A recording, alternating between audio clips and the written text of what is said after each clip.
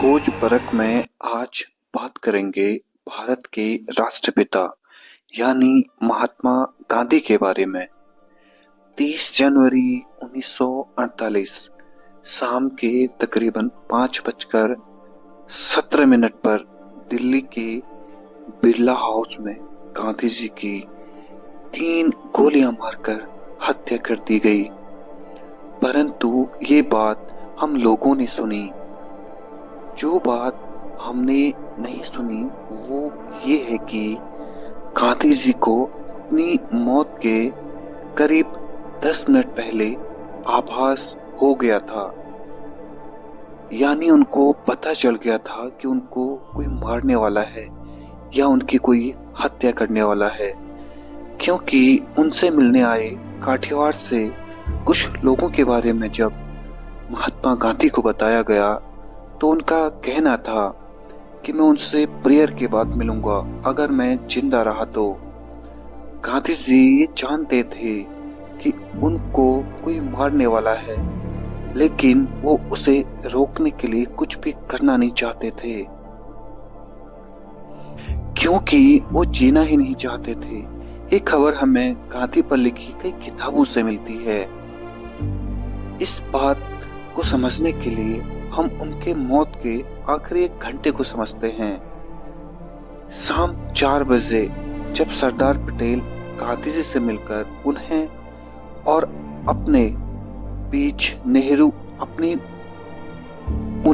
अपने और नेहरू के बीच प्रधानमंत्री की पावर और देश के अल्पसंख्यकों को लेकर चल रहे मतभेद के बारे में बता रहे थे। उनके बीच तकरीबन 30 मिनट की बातचीत हुई और फिर 4:30 पर गांधी जी को खाना परोसा गया। तब भी सरदार पटेल उनसे बातें ही कर रहे थे। 4 बजे शुरू हुई बातचीत तकरीबन 5 बजे तक चलती रही। उस बीच गांधी जी की भतीजी मनु ने उन्हें कई बार 5 बजने के बारे में बताया, क्योंकि हर रोज वो ठीक 5 बजे आम जनता के साथ किसी धार्मिक बुक को पढ़कर भगवान से प्रार्थना किया करते थे, और उस दिन वो काफी लेट हो गए थे। इसलिए मनु ने आखिर में 5:05 पर गांधी जी को दूर से ही हैंड वॉश दिखाकर इशारा किया और मैसेज दिया कि वो काफी ज्यादा लेट हो चुके हैं। सभी लोग प्रार्थना के लिए आपका इंतजार कर रहे हैं। ये सारा मिलते ही गांधी जी तुरंत मीटिंग से उठ गए और प्रार्थना के लिए जाने लगे। फिर मनु ने कहा, काठियावाड़ से जो लोग आए हैं उनके साथ मीटिंग कब करेंगे? तब गांधी जी का कहना था कि प्रार्थना के बाद मिलूंगा अगर मैं जिंदा रहा तो। ये स्टेटमेंट गांधी जी के डेथ के इंसिडेंट को याद करके लिखा गया है। वो ऑलरेडी जानते थे कि वो उनका आखिरी दिन था, लेकिन गांधी जी ने अपनी मौत को कैसे प्रेडिक्ट किया होगा ये हम नहीं जानते, लेकिन इस घटना से 10 दिन पहले उन पर पहले ही एक हमला हो चुका था। दरअसल 20 जनवरी 1939 को नाथूराम गोडसे ने अपने भाई गोपाल गोडसे और अन्य 5 साथियों के साथ मिलकर गांधी जी पर एक हमला किया था। इन 5 में से 2 के नाम काफी इम्पोर्टेंट है, पहुआ और बर्जे। इनका प्लान था कि सबसे पहले पहुआ एक ग्रेनेड से भीड़ पर हमला करेगा और भीड़ को तितर बितर कर देगा, और उसके बाद बर्जे प्रेयर प्लेटफॉर्म के जस्ट पीछे एक जाली वाली दीवार से गांधी जी को शूट करेगा और उन पर एक ग्रेनेड भी फेंकेगा। फिर भी कोई गलती ना हो, बाकी मेंबर भीड़ का हिस्सा बनकर गांधी जी के अगल बगल खड़े रहेंगे, ताकि अगर गांधी जी भागने की कोशिश करे तो चारों तरफ से उन पर अटैक किया जा सके। लेकिन उनका ये प्लान फेल हो गया, क्योंकि पहला एक्सप्लोजन से कोई भगदड़ नहीं मची और पुलिस ने उन्हें गिरफ्तार कर लिया।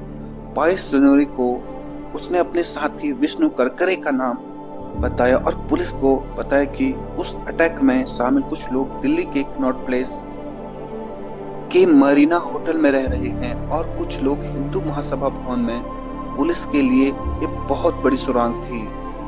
उसके बाद पुलिस मरीना होटल तो गई और पुलिस के पास उनका एक अच्छा खासा हुलिया भी था, परंतु फिर भी पुलिस उन पर कोई कार्रवाई नहीं कर पाई।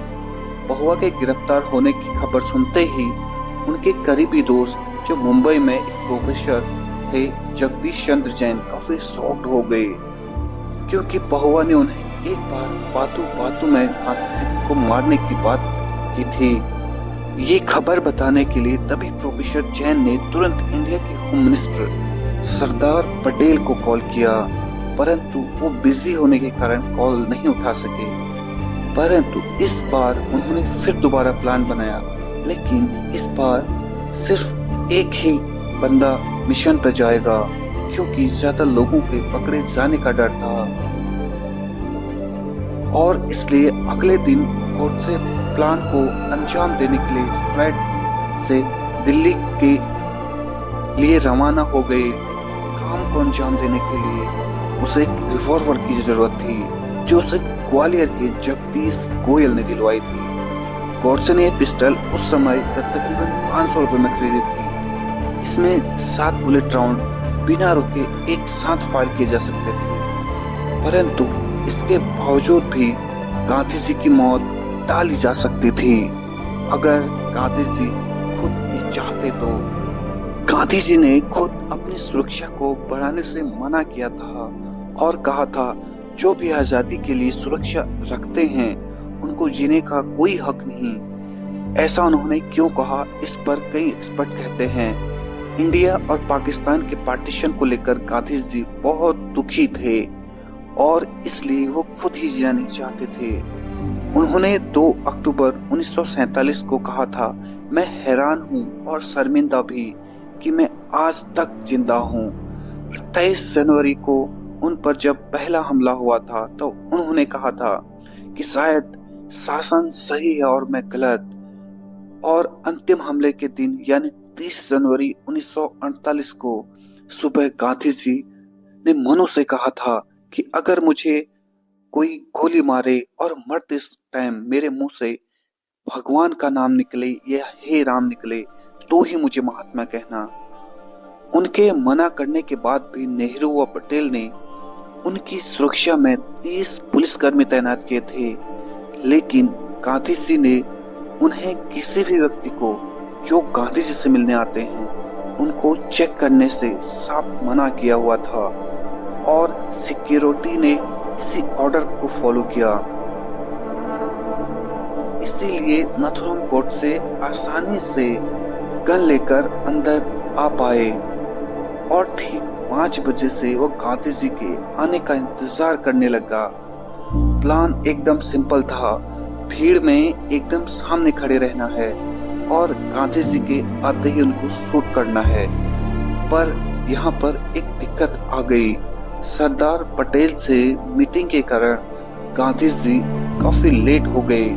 इससे गोडसे को लगा कि सबको इस हमले की खबर लग गई है, लेकिन फिर भी उसने इंतजार किया और 17 मिनट बाद गांधी जी प्रेयर प्लेटफॉर्म की ओर आते हुए दिखाई दिए। तब उन्हें देखते ही शायद गोडसे खुद को रोक नहीं पाया और वो उनकी तरफ बढ़ने लगा। उसने गांधी जी के पैर छूने की कोशिश की, जिसके लिए मनु ने उन्हें रोका भी, लेकिन मनु के ऐसा करते ही गोडसे ने उसे धक्का मार दिया और अपने पिस्टल से 5:17 पर उसने गांधी जी पर 3 गोलियां चला दी और गांधी जी वहीं गिर गए और उनके मुख से अंतिम शब्द निकले, हे राम, और तभी से वो महात्मा बन गए। जय हिंद।